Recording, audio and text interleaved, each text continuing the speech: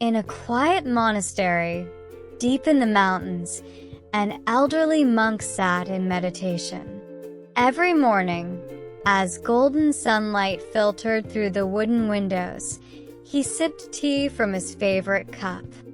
It was simple, white porcelain, with delicate blue patterns.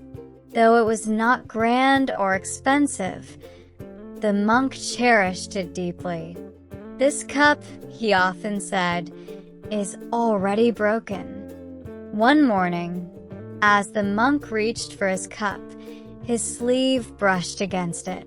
The cup wobbled, teetered on the edge, and then, crash!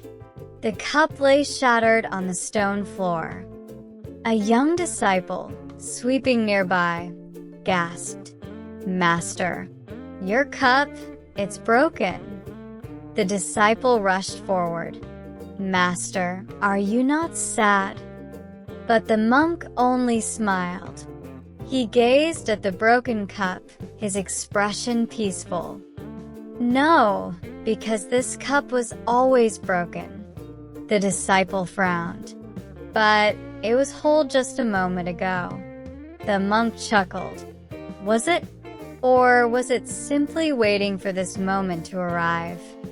The disciple sat in silence, staring at the broken cup. The monk spoke gently. "Everything in this world is already broken. The cup, this monastery, even our own bodies. To hold on to them as if they will last forever is to invite suffering." The boy lowered his gaze. "Then what should we do?" The monk smiled. "Accept that all things must change, and love them while they last." The disciple nodded slowly. For the first time, he understood. The monk smiled and began sweeping the broken pieces away. Do not grieve for what is already gone. Instead, be grateful for the moments you were given.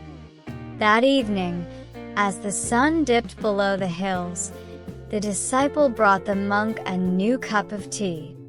The monk took it with a smile. "Ah, my favorite cup."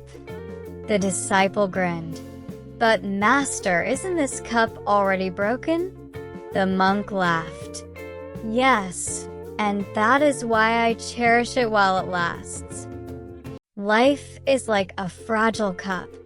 One day, it will break. One day, everything we know will change. But when we learn to accept this, we are free. So, while the cup is still whole, while life is still here, let us cherish every sip, every moment with gratitude.